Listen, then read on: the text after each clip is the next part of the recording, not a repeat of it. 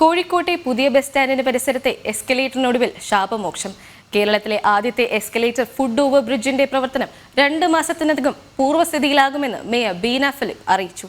അമൃത് പദ്ധതിയിൽ ഉൾപ്പെടുത്തി നഗരമധ്യത്തിൽ കോടികൾ ചെലവഴിച്ച് നിർമ്മിച്ച എസ്കലേറ്റർ അധികൃതരുടെ അനാസ്ഥയിൽ നശിക്കുന്നത് ജനം TV റിപ്പോർട്ട് ചെയ്തിരുന്നു. അതിന് പിന്നാലെയാണ് കോർപ്പറേഷന്റെ ഇടപെടൽ. ജനം ഇംപാക്ട്.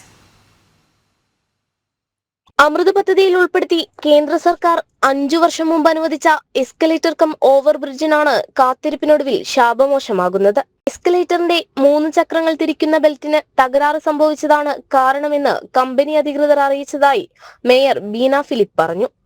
3 മാസമാണ് കമ്പനി ആവശ്യപ്പെട്ടതെങ്കിലും 2 മാസത്തിനുള്ളിൽ അടിയന്തര പ്രാധാന്യത്തോടെ തകരാറ് പരിഹരിക്കാൻ നിർദ്ദേശം നൽകിയതായും മേയർ പറഞ്ഞു. ബെൽറ്റിന്റെ അളവെടുത്ത് പുതുതായി നിർമ്മിക്കാനാണ് കമ്പനി സമയം ആവശ്യപ്പെട്ടത്.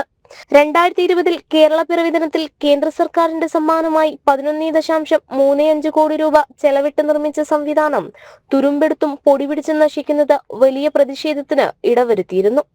എസ്കലേറ്ററിന്റെ തകർന്ന കൈവരികൾ നന്നാക്കാനും തീരുമാനിച്ചിട്ടുണ്ട്. ക്ലീനിംഗ് ഉൾപ്പെടെയുള്ള പ്രശ്നങ്ങൾക്ക് പരിഹാരം കാണുമെന്നും അധികൃതർ അറിയിച്ചു.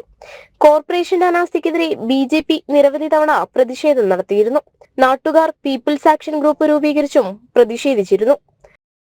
ജനം, കോഴിക്കോട്.